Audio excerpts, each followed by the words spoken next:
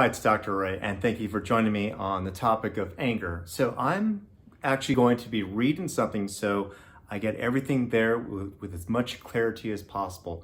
So please watch this entire video. It might be a little bit longer, but there's some golden nuggets as far as how to deal with it. And there are some simple things to ask yourself that you might be blown away by. But let's first get into it. So first off, anger is a neutral energy and a byproduct of denied feelings, actions, things not going the way that you want, the feelings of hopelessness buried, diminished creativity, lack of connection, resentment, and not having meaning. So in other words, for example, it's as simple as this. So just imagine I am a father and I want to go out with my friends or do something, but due to having to take care of them, I love them, absolutely, but me want to go out, where's that energy going? So just imagine as a parent, innocently, you love your children, but your life has changed, your lifestyle has changed, so therefore the energy has to go somewhere, but you keep pushing it down.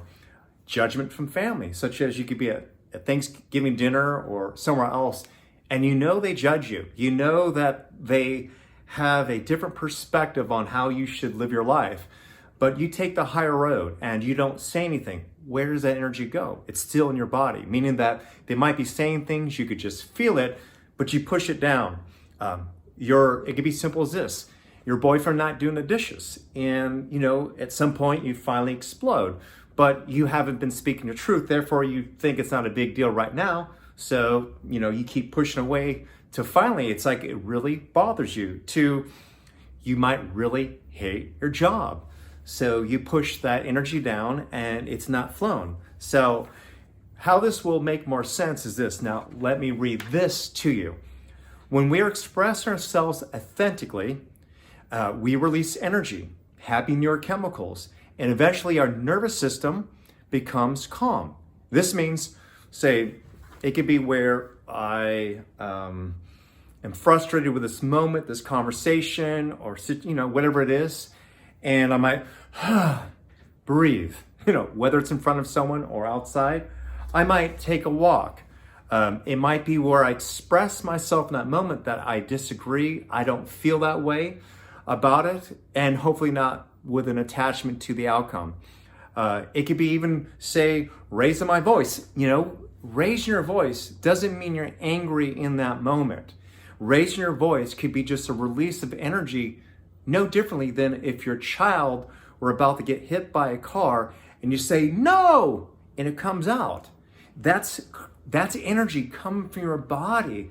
It's expression and it's neutral. It's not bad or good.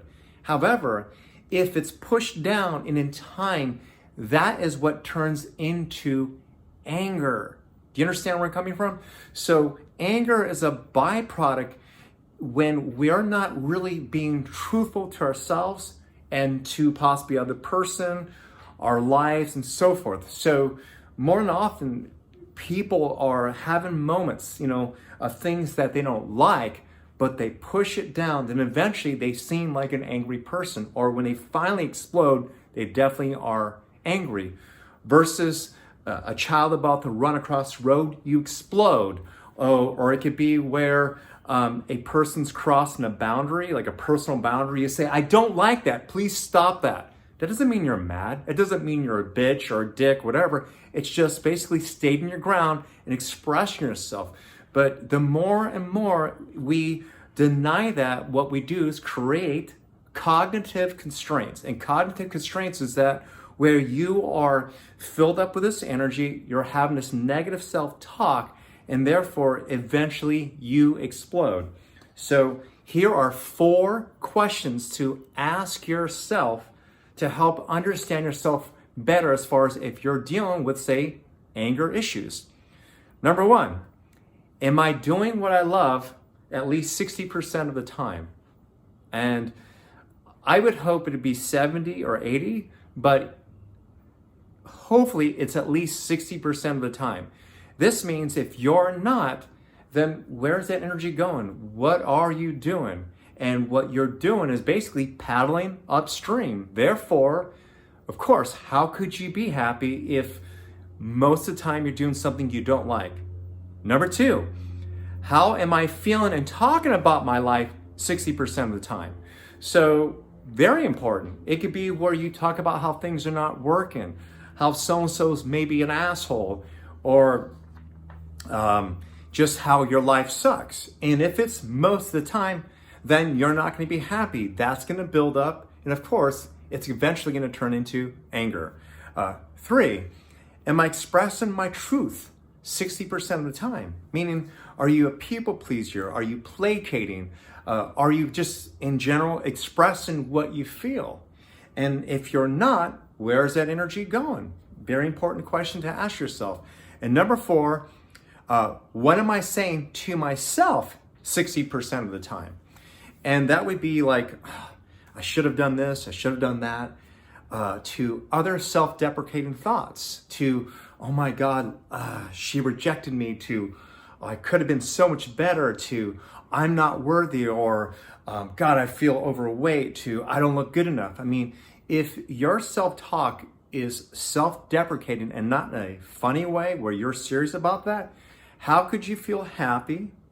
And also, where's that energy going? So eventually you're going to show up, say, angry and so forth.